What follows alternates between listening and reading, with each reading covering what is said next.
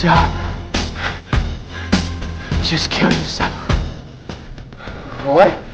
This is a massive maze that can rearrange itself at any time. Everyone trapped inside has been there for 3 years, and no one has ever found a way out. Every evening, the stone doors slam shut, and they don't open again until the next morning. No one has ever survived a night inside, because once those doors close, the creatures come out and take over. So Thomas and Minho had no choice but to carry their injured friend and try to find somewhere to hide. Then a blood-curdling shriek echoed in the distance. The sky was getting darker by the second. Thomas spotted some vines nearby and got an idea. They used them to hoist Albie up off the ground and keep him suspended in the air. Suddenly, the walls started shaking. A massive shadow appeared not far away. Minho completely lost it. He dropped everything and ran, leaving Thomas behind with no other options. Thomas squeezed himself into the vines and stayed as still as he could.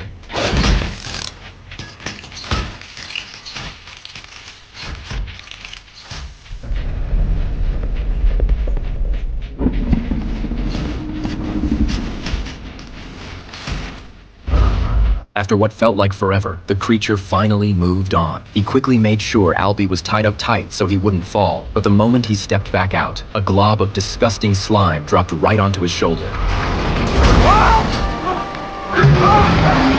What he saw next sent him running in a full panic, but he didn't know the layout, and he ran straight into a dead end. Thinking fast, he used the rocks on the ground as footholds, grabbed onto the vines on the stone wall, and started climbing as fast as he could.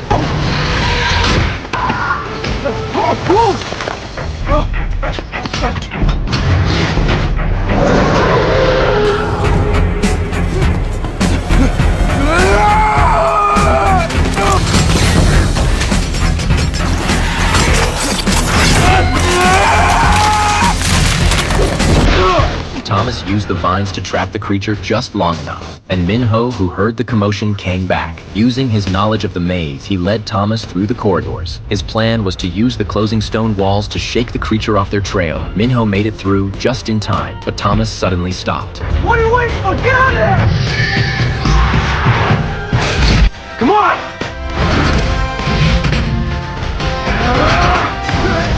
Come on! Come on, Thomas, don't look back! Move it, Thomas, come on! Yes! Let's go! Come on, Queen, let's go! Thomas! The next morning, the massive stone doors opened again, but the corridor was completely empty. Everyone assumed they were dead. Then just as people were giving up and walking away, Thomas and Minho appeared out of nowhere, and they brought their injured friend back with them. Everyone was stunned, because since the day they were sent here, not a single person had ever made it through a night in the maze. But Thomas didn't just survive. He actually killed one of the creatures. For the first time, people started to feel something they hadn't felt in a long time: hope. But Gally was furious. He felt like for 3 years, they had managed to coexist with the creatures outside. Sure, they never found a way out, but they built a camp. They could grow food and take care of themselves. Now Thomas had gone and killed one of those things and thrown everything off balance. And there wasn't just one creature out there. Nobody knew what would happen next. Would they come looking for revenge? Thomas had to be punished. Minho stepped up to defend him, but before he could even finish talking, a loud crash came from somewhere nearby. Everyone ran over to check, and inside, they found a girl lying there. She was clutching something in her hand.